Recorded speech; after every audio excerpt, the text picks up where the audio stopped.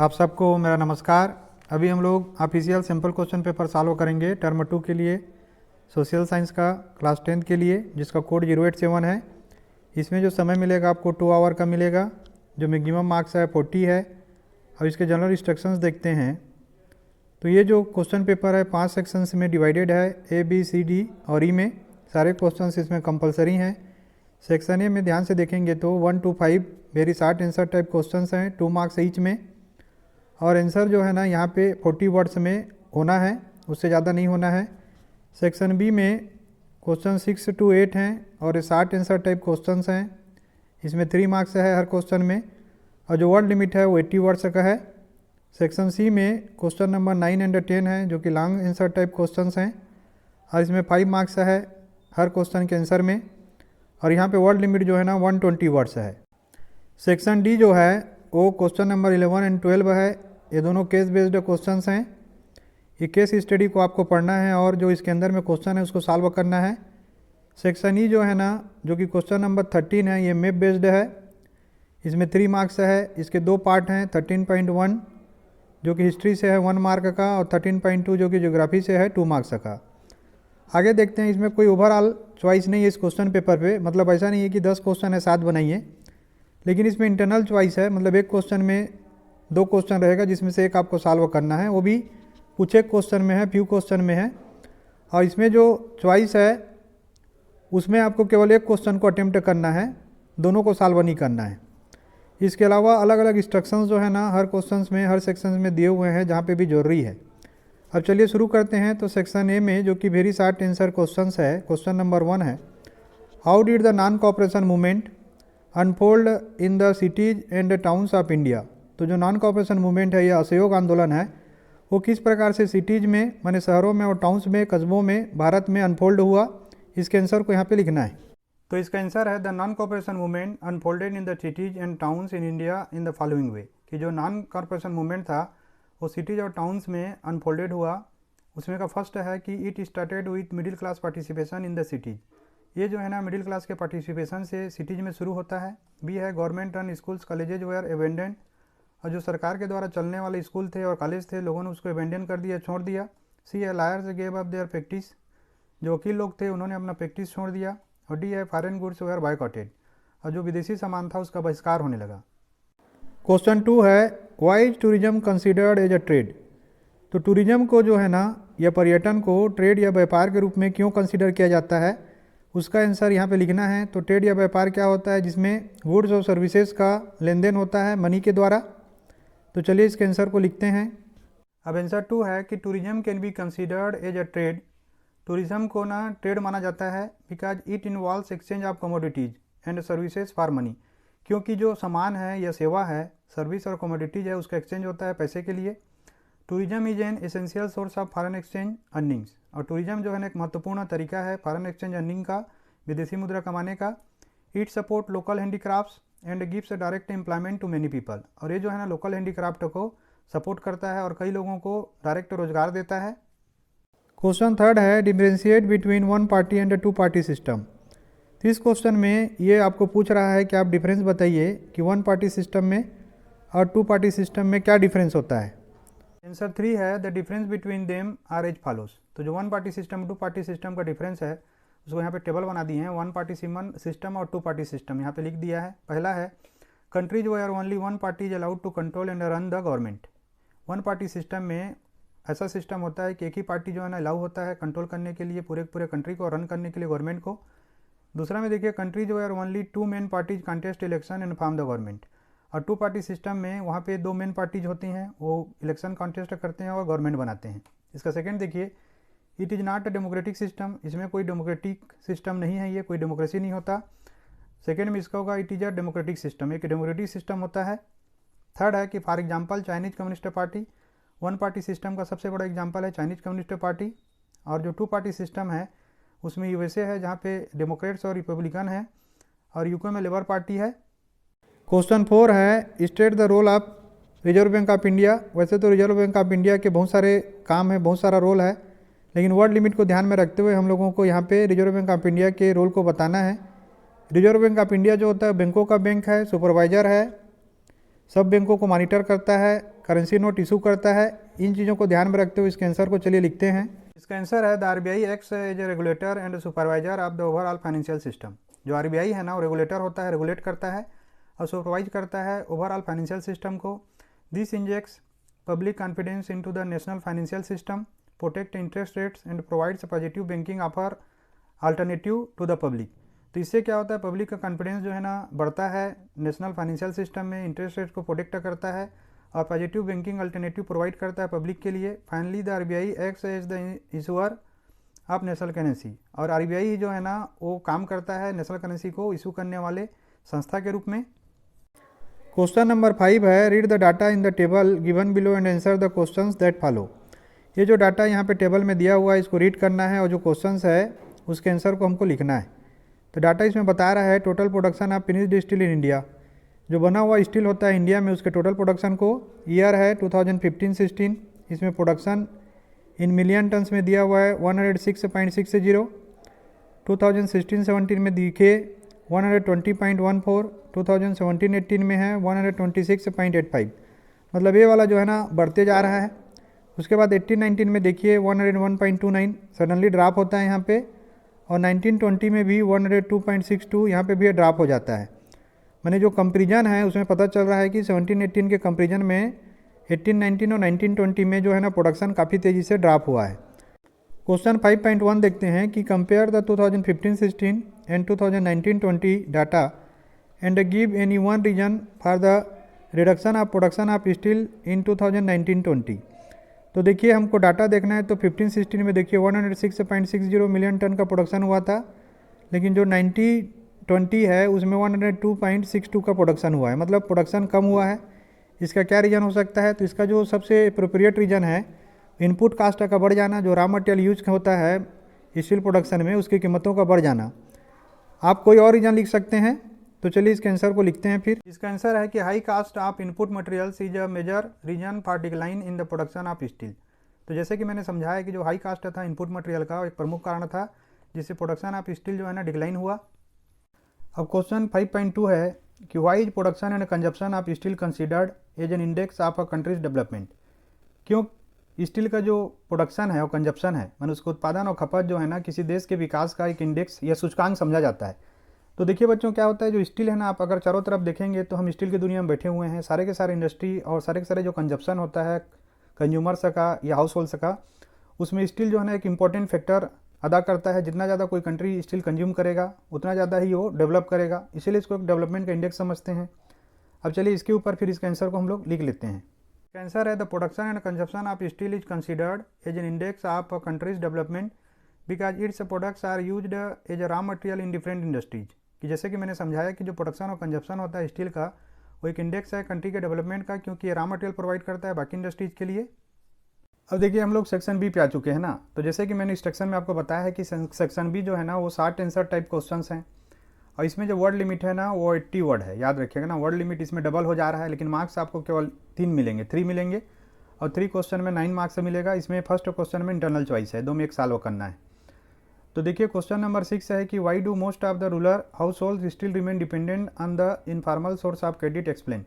इसमें बताना है कि जो गांव के लोग हैं ना वो अभी भी इनफॉर्मल सोर्स ऑफ क्रेडिट, मतलब जो फार्मल सोर्स ऑफ क्रेडिट होता है, जो बैंकिंग सिस्टम होता है या जो ऑर्गेनाइज सेक्टर होता है जो कि लोन देता है या उधार देता है, उसके बजाय वो इनफॉर्मल सोर्सेस ऑफ क्रेडिट जैसे परिवार हुआ, महाजन हुआ, कोई जमींदार हुआ, कोई स्वर्णकार हुआ, इसके ऊपर वो ज़्यादा डिपेंड करते हैं। तो ऐसा क्यों है उसको यहाँ पे एक्सप्लेन करना है।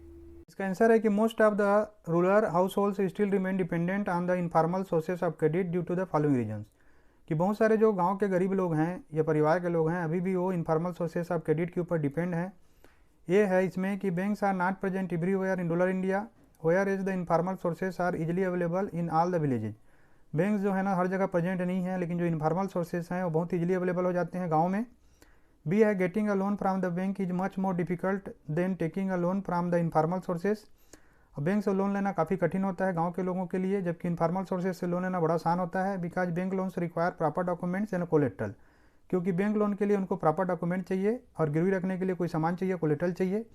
Most of the poor people don't possess anything to offer as collateral. और गाँव में बहुत सारे गरीब लोगों के पास कोलेट्रल के लिए कोई भी चीज़ नहीं होता। और इसका सी है money lenders provide loan to the poor people without any collateral. और जो मनी लेंडर होते हैं, महाजन होते हैं या ब्याज देने वाले होते हैं, वो लोन देते हैं गरीब लोगों को बिना किसी गिरवी रखे सामान की या कोलेट्रल की। क्वेश्चन 6 का आर है how do self help groups help borrowers to overcome the problem of lack of collateral, explain. तो देखिए इसमें बताना है कि जो सेल्फ हेल्प ग्रुप्स होते हैं, सेल्फ हेल्प ग्रुप क्या होता है कि गांव में 15 से 20 लोगों का एक ग्रुप होता है जो कि बिजनेस एक्टिविटी को करता है। और इसका तरीका होता है कि वो पहले कुछ पैसों को इकट्ठा करता है और इकट्ठा करने के बाद उस पैसे को फिर इन्वेस्ट करता है। उस इन्वेस्टमेंट में एक तरीका है कि वो लोगों को ब्याज देता है, बारोवर लोग को ना उधारी देता है, उससे उसका ब्याज का अर्निंग होता है, ठीक है। लेकिन जो गाँव में लोग होते हैं उनके पास कोलेट्रल या गिरवी रखने के लिए कोई चीज़ नहीं होता। तो इस क्वेश्चन में हमको एक्सप्लेन करना है कि सेल्फ हेल्प ग्रुप जो है ना किस प्रकार से जो बारोवर हैं या उधार लेने वाले लोग हैं उनका जो प्रॉब्लम होता है कि उनके पास कोलेट्रल या गिरवी रखने के लिए कोई चीज़ नहीं होता, उसको दूर करता है। उसको यहाँ पे एक्सप्लेन करना है। तो चलिए इसके आंसर को लिखते हैं। इसका आंसर है कि सेल्फ हेल्प ग्रुप से help borrowers to overcome the problem of lack of collateral as. कि जो सेल्फ हेल्प ग्रुप होता है वो बारोवर या उधार लेने वाले को जो लैक ऑफ कोलेट्रल या गिरवी ना होने का प्रॉब्लम होता है उससे बचाता है या ओवरकम करता है।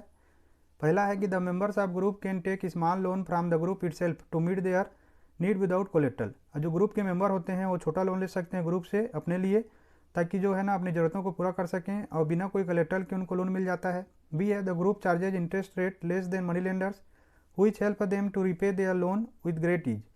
और जो ग्रुप है ना वो लो इंटरेस्ट रेट चार्ज करता है ग्रुप मेंबर को या बाकी लोगों को मनी लेंडर के कंपेरिजन में, जिससे उनको रिपे करना जो है ना बड़ा आसान हो जाता है।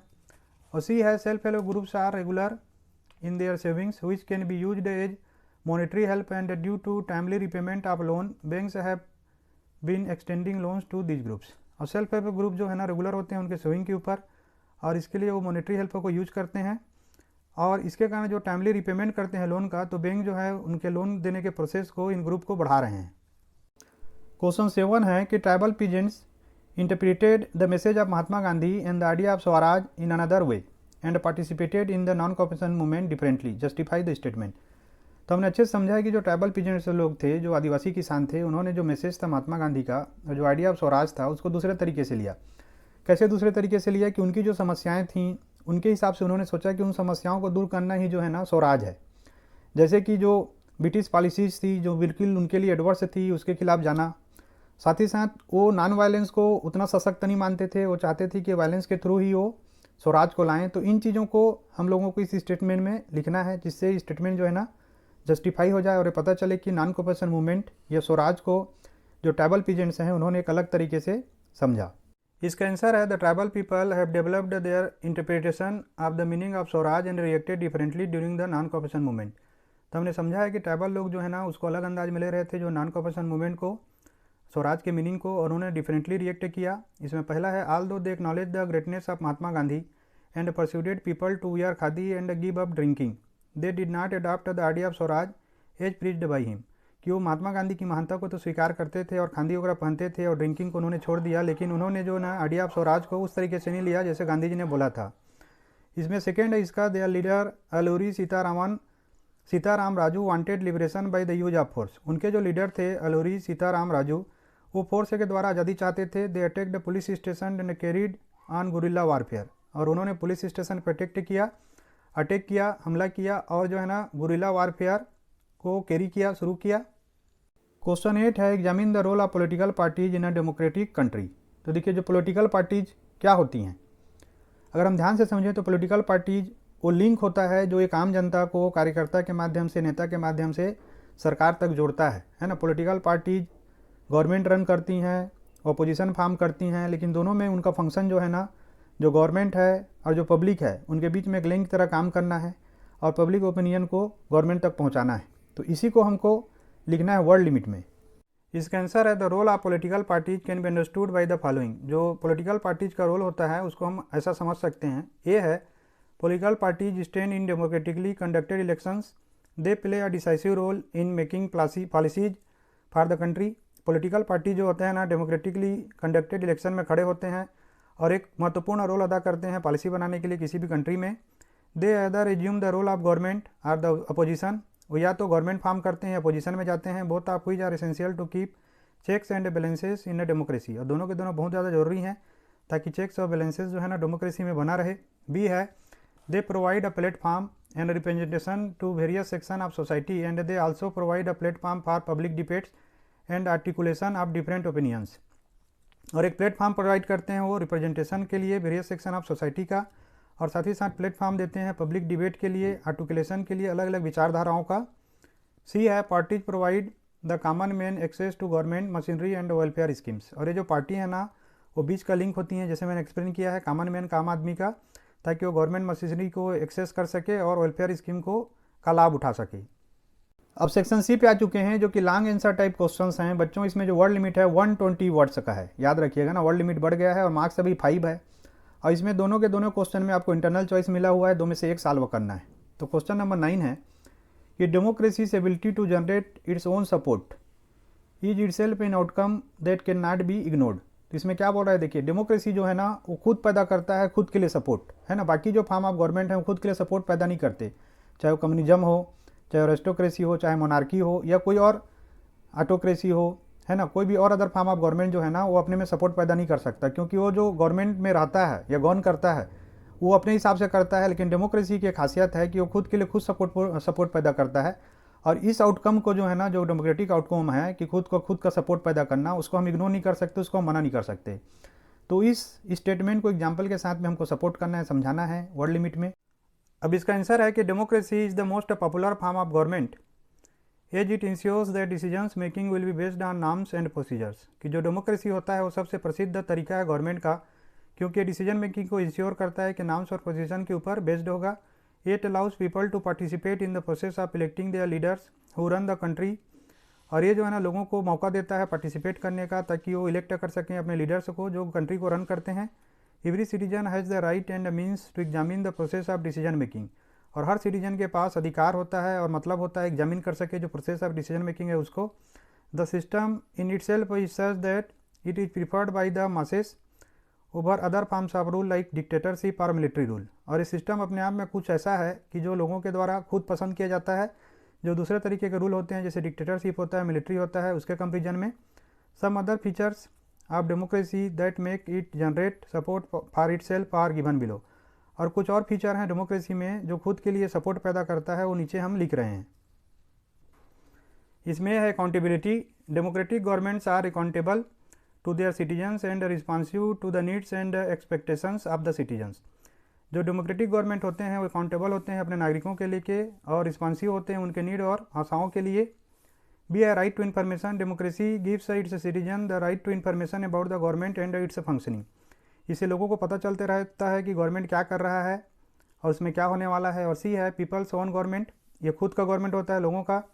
Democracy ensures political equality. और democratic government is the people's own government and it is run by the people. और ये लोगों के द्वारा लोगों से चलने वाला गवर्नमेंट होता है।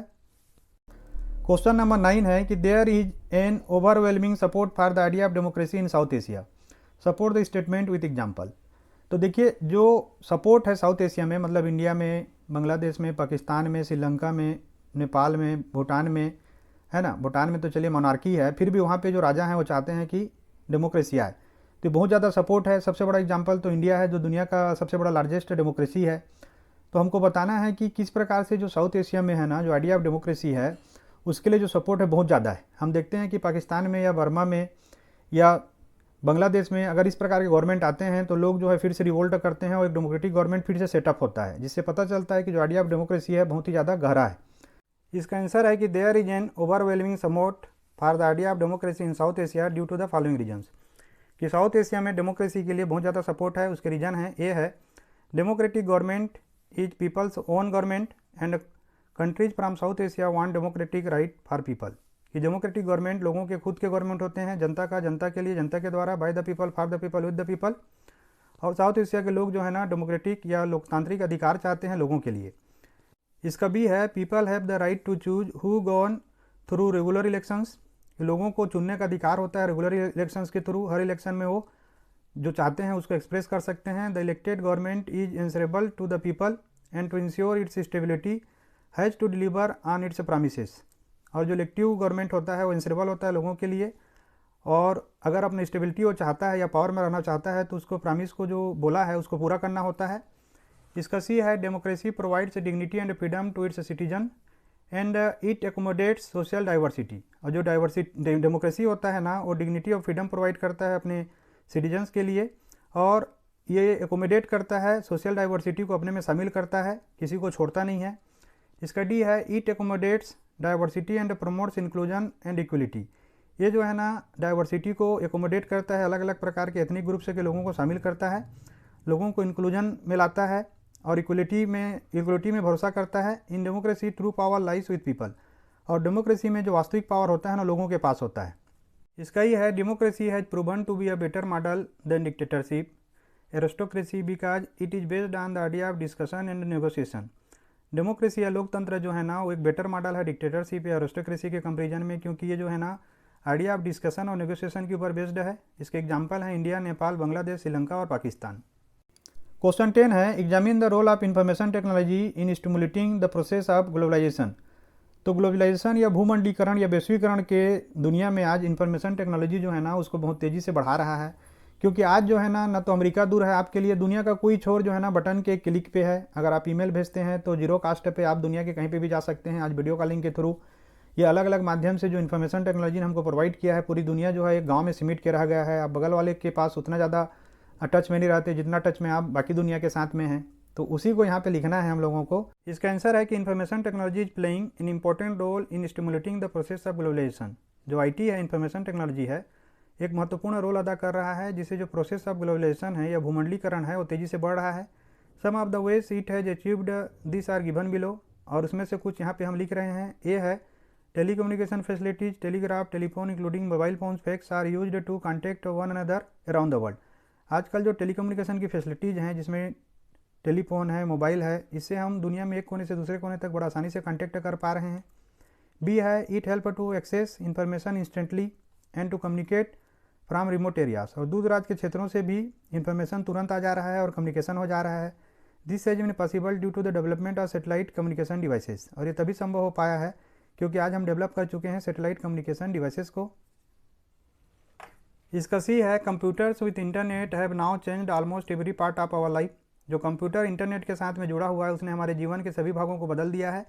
Internet has further reduce the distance between countries and people. और इंटरनेट ने दुनिया की दूरी को बहुत कम कर दिया है। डी है now we can obtain and share information through electronic mail, email and voice mail across the world at negligible cost. आज हम ईमेल के थ्रू और वॉइस मेल के थ्रू इन्फॉर्मेशन शेयर कर सकते हैं जीरो कास्ट पे। ये है information technology has played a major role in spreading out production of services across countries. और आज इंडिया में देखिए जो आईटी सेक्टर डेवलप किया है, उससे क्या हुआ है कि जो सर्विसेज है उसको हम दुनिया के किसी भी देश में एक्सपोर्ट कर सकते हैं। क्वेश्चन 10 है assess the impact of globalisation on India and its people. इस क्वेश्चन में जानना चाहता है कि जो ग्लोबलाइजेशन हुआ है उसमें इंडिया के ऊपर क्या प्रभाव पड़ा है, साथ ही साथ इसके लोगों पे क्या प्रभाव पड़ा है। तो देखिए 1991 के बाद से जो नरसिम्हा राव गवर्नमेंट था, उन्होंने लिबरलाइजेशन को शुरू किया। जब लिबरलाइजेशन शुरू हुआ तो धीरे धीरे इंडियन इकोनॉमी खुली और इंडिया में फॉरेन जो इन्वेस्टमेंट आने लगा, फॉरेन फैक्ट्री सेटअप होने लगे, फॉरेन कंपनियों को यहाँ पे मौका मिलने लगा, जिससे जो कंज्यूमर हैं उनके पास जो अपॉर्चुनिटी था, जो ऑप्शन था, वो काफ़ी ज़्यादा बढ़ गया। और उसके कारण डोमेस्टिक मार्केट में कंपटीशन भी बढ़ा और क्वालिटी में ज़बरदस्त ग्रोथ हुआ। हम देखते हैं आज के डेट में कि अलग अलग सेक्टर में जो कंज्यूमर है या जो लोग हैं, उनके पास ढेरों ऑप्शन अवेलेबल हैं, चाहे वो कार हो, चाहे मोबाइल हो या बाकी जो सेक्टर है उसमें हो। इसके कारण लोगों के लाइफ स्टाइल में काफ़ी ज़्यादा चेंज हुआ, लिविंग स्टैंडर्ड काफ़ी ज़्यादा इंप्रूव हुआ। तीन ही चीज़ों को हमको इसके आंसर में 120 वर्ड्स के लिमिट में लिखना है। इसका आंसर है the impact of globalisation can be witnessed in India and its a people in every part of the country. जो इम्पैक्ट है ग्लोबलाइजेशन का, वो भारत में पूरी तरह से विटनेस किया जा रहा है और लोगों के द्वारा इसको महसूस किया जा रहा है पूरे हर भाग में। Some of them are given below. और कुछ इसमें हम बता रहे हैं। ए है the consumer options aren't limited any more, they can choose from the variety of options available due to the globalization. This has improved the standard of living. आज लोगों के पास चुनने का अधिकार है, चाहे कार हो, मोबाइल हो, ये सब पॉसिबल हुआ है ग्लोबलाइजेशन के कारण, जिससे स्टैंडर्ड ऑफ लिविंग जो है ना इंप्रूव हुआ है। इसका भी है due to globalisation MNCs have increased their investments in industries such as cell phones, automobiles, electronics, etc. और ग्लोबलाइजेशन के कारण जो मल्टीनेशनल कंपनी है उन्होंने अपने इन्वेस्टमेंट को बढ़ाया हुआ है, जैसे कि सेल फोन में, ऑटोमोबाइल में, इलेक्ट्रॉनिक्स में। This has led new job creation as well as some local companies that supply raw materials to them have also benefited. इससे बहुत सारे नए जॉब बने हुए हैं और जो लोकल कंपनी इनको रॉ मटेरियल सप्लाई करते हैं उनको भी फायदा हो रहा है। इसका सी है now globalisation has enabled some large companies such as Tata motors, Infosys to emerge as multinational companies, services providing companies have also benefited by globalization। अब ग्लोबलाइजेशन से नए जो कंपनी हैं भारत में, पुराने कंपनी जो हैं टाटा मोटर हुआ, इन्फोसिस हुआ, ये मल्टीनेशनल कंपनी के रूप में बदल चुके हैं और सर्विस जो है ना प्रोवाइड करने वाले कंपनी भी ग्लोबलाइजेशन से बहुत ज़्यादा बेनिफिट उन्होंने लिया है। इसका डी है globalisation has helped in the expansion of unorganised sector. Globalisation से जो अनऑर्गेनाइज सेक्टर है ना उसका एक्सपेंशन काफ़ी ज़्यादा बढ़ा है। और ये है globalisation has created steep competition to the local producers. और ग्लोबलाइजेशन से जो है ना एक बहुत ज़्यादा कंपटीशन बढ़ा है लोकल प्रोड्यूसर्स के बीच में। अब सेक्शन डी पे आ चुके हैं जो कि केस बेस्ड क्वेश्चंस हैं। क्वेश्चन नंबर 11 है कि read the given text and answer the following questions. तो देखिए इसमें जो है ना टोटल 8 मार्क्स हैं, 4 मार्क्स के 2 क्वेश्चंस हैं। अब इसमें पढ़ते हैं कि it is said of passive resistance that it is the weapon of the weak but the power which is the subject of this article can be used only by the strong. तो देखिए बोला जाता है कि एक passive resistance है, कौन सा, अहिंसा, लेकिन और बोला जाता है कि कमजोरों का हथियार है। लेकिन यहाँ पे गांधी जी बोल रहे हैं कि जो पावर है ना वो इस आर्टिकल में जो बताया जा रहा है वो केवल उपयोग किया जा सकता है मजबूत लोगों के द्वारा। This power is not passive resistance, Indeed it calls for intense activity. देखिए नॉन वायलेंस जो है ना वायलेंस से ज़्यादा गहरा होता है और ना ही ये पैसिव कोई रेसिस्टेंस नहीं है, बल्कि इसके लिए आपके आत्मबल में बहुत ज़्यादा ताकत चाहिए। मतलब नॉन वायलेंस या हिंसा वही कर सकता है जो कि हिंसा से उबर चुका हो। The movement in south Africa was not passive but active. जो आंदोलन था महात्मा गांधी का साउथ अफ्रीका में वो पैसिव बिल्कुल नहीं था, है ना, वो एक्टिव था। सत्याग्रह इज नॉट फिजिकल फोर्स। सत्य के लिए आग्रह, द काज फॉर ट्रूथ, ये कोई फिजिकल फोर्स नहीं है। A satyagrahi does not inflict pain on the adversary, he does not seek his destruction. और जो सत्याग्रही होता है ना वो कभी भी अपने दुख को प्रकट नहीं करता अगर उसके साथ कुछ विपरीत चीज़ होता है तो, और कभी भी विनाश नहीं चाहता। In the use of satyagraha there is no ill will whatever. और जो सत्याग्रह है ना उसमें सामने वाले के मन को बदलना है अपने को, है ना, कोई भी प्रकार के बुरे विचार, बुरा सोच या इल विल जो है ना अपने अंदर में नहीं लाना है। Satyagraha is pure soul force. Satyagraha जो है ना एक सात्विक आत्मा का ताकत है। Truth is the very substance of the soul. और जो सत्य है वो आत्मा का सबसे बड़ा पदार्थ है, आत्मा का सबसे बड़ा सच्चाई है। That is why this force is called satyagraha. इसीलिए ये जो ताकत है, ये जो फोर्स है ना इसको सत्याग्रह बोला जाता है। This soul is informed with knowledge. और यह जो आत्मा है वो ज्ञान के द्वारा परिपूर्ण होता है। In this Burns the flame of love. और इसमें प्रेम का जो फ्लेम है ना वो जलता है। Non violence is the supreme dharma. और अहिंसा ही सबसे बड़ा धर्म है। It is certain that India can not rival Britain और Europe in force of arms. और एकदम सच्चाई बात है कि इंडिया की उस समय की गरीबी की स्थिति में ये जो है ना ब्रिटेन और यूरोप के फोर्स को हथियारों से नहीं लड़ सकता। The British worship the war guard. और जो ब्रिटिश है ना वार गार्ड की पूजा करते हैं। They can all of them become. और उसी कारण से युद्ध के पुजारी बन गए हैं। As they are becoming bearers of arms. और उसी कारण वो जो है ना हथियारों के बियरर बन चुके हैं, हथियारों को धारण करने वाला बन चुके हैं। The hundreds of millions in India can never carry arms. और जो यहाँ पे लाखों लाखों लोग हैं वो कभी भी आर्म्स कैरी नहीं करेंगे। They have made the religion of non violence their own. और उन्होंने अहिंसा को ही अपना धर्म बनाया है। और भारत माता और भारत देश हमेशा से हिंसा का पुजारी रहा है। हमने किसी देश के ज़मीन पर कब्जा नहीं किया, किसी में हमने हमला नहीं किया। जो भी हमारे पास आए हमको खुले दिल से हमने उसको स्वीकार किया। वसुधैव कुटुंबकम की भावना को हमने बना के रखा और अहिंसा को हमने हमारा धर्म बनाया। तो बच्चों देखिए सबसे पहले तो इसको अच्छे से समझना है कि इस स्टडी को, इसमें लूज नहीं करना है आप लोगों को, है ना, बिल्कुल समझना है वो क्या चाहता है ताकि जो आंसर हम लिखें वो एकदम अच्छा रहे। तो इसमें क्वेश्चन है 11.1 why did Gandhi ji consider non violence a supreme dharma. कि गांधी जी ने नॉन वायलेंस को सुप्रीम धर्म के रूप में क्यों कंसीडर किया। तो चलिए फिर इसके आंसर को हम लोग लिखते हैं। इसका आंसर है Gandhi ji consider non violence a supreme dharma because it is not a weapon of the weak. कि गांधी जी जो है ना नॉन वायलेंस को, अहिंसा को सबसे बड़ा धर्म मानते थे क्योंकि ये कमजोरों का हथियार नहीं है। It takes intense effort to abstain from violence in the face of oppression. कि जब आपको कोई मार रहा हो या अत्याचार कर रहा हो और आप उसका जवाब हिंसा के साथ नहीं दे रहे हैं, इसके लिए बहुत ज़्यादा एफर्ट या बहुत ज़्यादा साहस का जरूरत पड़ता है। क्वेश्चन 11.2 है how was Gandhian satyagraha taken by the people who believed in his philosophy.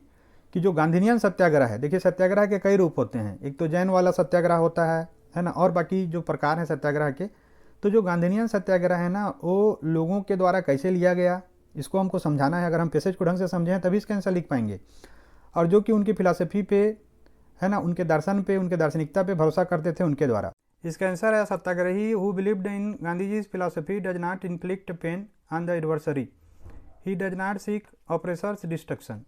कि एक सत्याग्रही जो गांधी जी के फिलॉसफी पे भरोसा करता है वो कभी भी जो है ना कठिन परिस्थितियों में भी दर्द को महसूस नहीं करता और वो कभी नहीं चाहता कि जो उसका साथ अत्याचार कर रहा है उसको नुकसान हो, उसका डिस्ट्रक्शन हो। क्वेश्चन 11.3 है, why was Gandhian satyagraha considered as a noble way to resist injustice. जो गांधीयन सत्याग्रह था ना, उसको सबसे पवित्र तरीका माना गया अन्याय के खिलाफ लड़ने का। ऐसा क्यों था बताइए?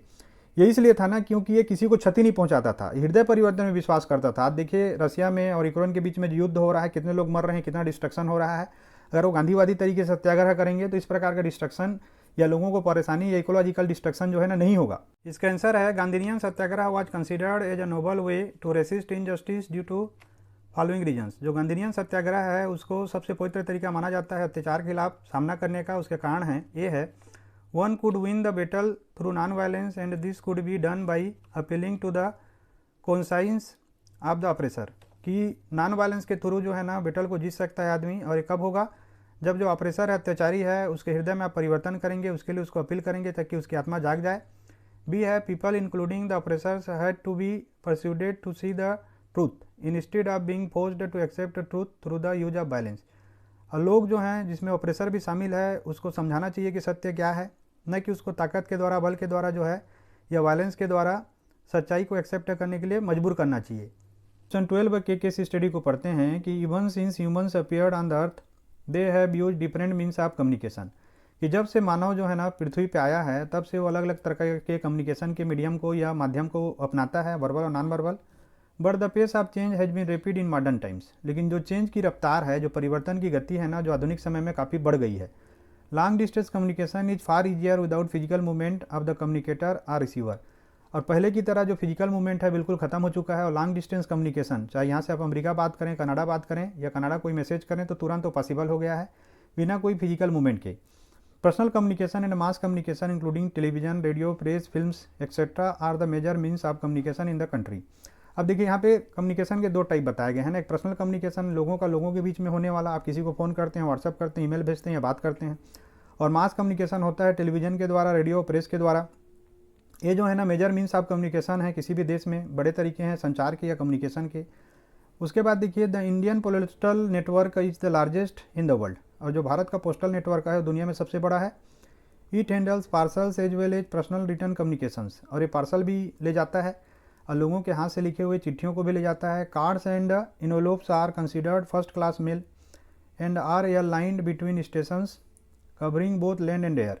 और जो कार्ड्स इनोलोप्स होते हैं उनको फर्स्ट क्लास मेल बोला जाता है और एयर लिफ्ट किया जाता है इसको स्टेशंस के बीच में, लैंड और एयर के बीच में। The second class mail includes book packets, registered newspapers and periodicals. और जो सेकेंड क्लास मेल होता है उनमें बुक पैकेट होते हैं, न्यूज़पेपर होता है और पीरियडिकल्स होते हैं। They are carried by surface mail. और ये सरफेस मेल के द्वारा कैरी किए जाते हैं। Covering land and water transport. और लैंड और वाटर ट्रांसपोर्ट के द्वारा कवर होते हैं। To facilitate quick delivery of mails in large towns and cities 6 mail channels have been introduced recently. और इसको फैसिलिटेट करने के लिए, सुविधा बढ़ाने के लिए, ताकि क्विक डिलीवरी हो मेल का बड़े बड़े शहरों और टाउन में, 6 मेल चैनल जो है ना अभी रिसेंटली ही इंट्रोड्यूस हुए हैं। They are called Rajdhani channel, metro channel, green channel, business channel, bulk mail channel and periodical channel. और इनके नाम जो है ना राजधानी चैनल है, मेट्रो चैनल है, ग्रीन चैनल है, बिजनेस चैनल है, बल्क मेल चैनल है और पीरियडिकल चैनल है। अब क्वेश्चन देखते हैं 12.1, examine the role of the Indian postal network. तो हमने अच्छे से समझा है, लेकिन बच्चों 1 मार्क्स हमें लिखना है नहीं इसको। तो मैंने बहुत अच्छे से कोशिश किया इसको लिखने का कि इंडियन पोस्टल नेटवर्क का जो है ना उसका रोल को हमको यहाँ पे एग्जामिन करके लिखना है। तो चलिए देखते हैं कि इसका आंसर कैसे हम लिखेंगे। इसका आंसर है कि Indian postal network has helped the country to engage in communication and also provides various facilities like speed post, money order, insurance. जो इंडियन पोस्टल नेटवर्क है वो लोगों को एंगेज किया है कम्युनिकेशन में, बात करने में, और बहुत सारी सुविधाएं उपलब्ध कराता है, जिसमें स्पीड पोस्ट है, मनी ऑर्डर है, इंश्योरेंस है। क्वेश्चन 12.2 है, differentiate between mass communication and personal communication. तो देखिए यहाँ पे हमको अंतर बताना है मास कम्युनिकेशन और पर्सनल कम्युनिकेशन के बीच में। 1 मार्क्स का क्वेश्चन है, देखिए अंतर काफ़ी है। इसका आंसर है the difference between mass communication and personal communication is as following. जो मास कम्युनिकेशन और पर्सनल कम्युनिकेशन का डिफरेंस है वो हम नीचे लिख रहे हैं। देखिए एक तरफ हमने क्या लिखा है मास कम्युनिकेशन, दूसरी तरफ पर्सनल कम्युनिकेशन। इसमें पहला है it is the medium which provides entertainment as well as creates awareness among the masses. It includes radio, television etcetera. तो मास कम्युनिकेशन जो एक मीडियम है जो एंटरटेनमेंट करवाता है, अवेयरनेस लाता है, लोगों को समाचार पहुँचाता है। इसमें जो है ना रेडियो, टेलीविजन शामिल हैं। और इसमें है कि it is a medium of communication between person to person. इसमें व्यक्ति और व्यक्ति के बीच में जो संपर्क होता है या कम्युनिकेशन होता है वो पर्सनल कम्युनिकेशन होता है। Personal exchange of messages can be return telephonic etcetera. जो पर्सनल एक्सचेंज ऑफ मैसेज होता है वो रिटर्न में हो सकता है या टेलीफोनिक हो सकता है। क्वेश्चन 12.3 है analyse the significance of communication for a nation. कि इसमें किसी राष्ट्र के लिए जो महत्व है कम्युनिकेशन का उसको हमको एनालाइज करना है। तो हमने अच्छे से समझा है कि ये किसी भी राष्ट्र के विकास के लिए, राष्ट्र के इंटीग्रेशन के लिए और किसी प्रकार के समृद्धि के लिए एकदम इम्पोर्टेंट है कि जो कम्युनिकेशन है वो। आंसर है कि communication role in a nation are as following. जो कम्युनिकेशन का रोल होता है किसी राष्ट्र में वो हम नीचे लिख रहे हैं। ये है it has brought all regions in a nation close. ये सभी क्षेत्रों को किसी राष्ट्र में एक बना देता है।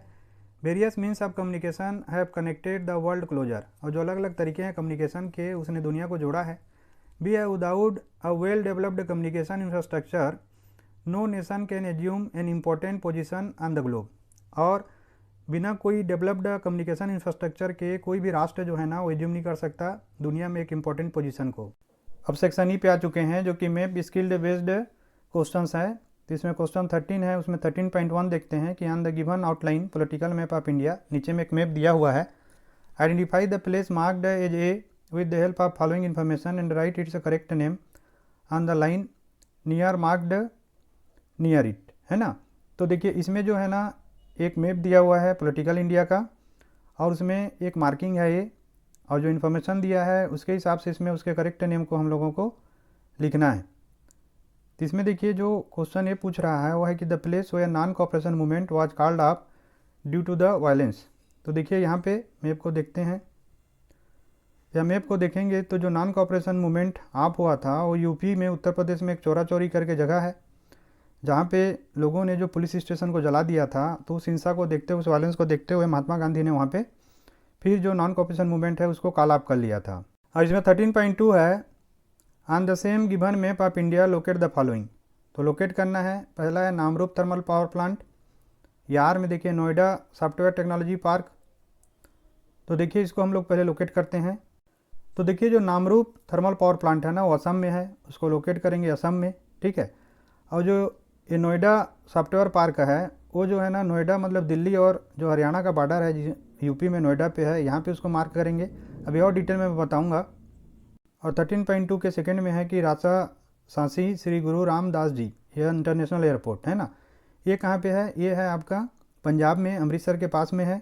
तो देखिए यहाँ पे जो मार्किंग ये है वो चौरा चौरी यूपी है, दिया हुआ है मार्किंग स्कीम में। फिर जो नामरूप थर्मल पावर प्लांट है वो असम में है, यहाँ पे उसका मार्किंग देखिए असम किया हुआ है, यूपी का है। Noida software technology park Noida में है जो कि दिल्ली नोएडा बॉर्डर है। और यहाँ पे जो पंजाब है अमृतसर के पास में राजा सांसी श्री गुरु रामदास जी इंटरनेशनल एयरपोर्ट है, ये अमृतसर पंजाब में है, ठीक है। और जो विजुअली इम्पेयर्ड कैंडिडेट्स हैं उनके लिए मैं एक क्वेश्चन करवा दे रहा हूँ। क्वेश्चन नंबर 13.1 है कि name the state where the session of Indian National Congress was held in 1929। तो इसमें आप लोगों को लिखवाना है कि जो सेशन हुआ था इंडियन नेशनल कांग्रेस का 1927 में वो कहाँ पे हुआ था, किस स्टेट में हुआ था। तो देखिए इसका आंसर है मद्रास। उस समय मद्रास एक स्टेट हुआ करता था, यहीं पे इंडियन नेशनल कांग्रेस का जो सेशन है ना 1927 में हुआ था। और बाकी जो क्वेश्चन है बच्चों आप लोग सुन चुके होंगे, ये मैप बेस्ड क्वेश्चन हैं जो कि विजुअली इम्पेयर्ड कैंडिडेट्स के लिए भी है। इसमें 2 क्वेश्चन उनको सॉल्व करना है, ऑलरेडी इसको हम लोग सॉल्व कर चुके हैं, मैं एक बार और करवा देता हूँ। क्वेश्चन नंबर 13.2 है name the state where Namrup thermal power plant is located. तो असम है वो स्टेट। 13.3 है name the state where Noida software technology park is located. तो ये नोएडा जो है यूपी में है। 13.4 है name the city where Raja Sansi Shri Guru Ramdas ji international airport is located. तो अमृतसर पंजाब है।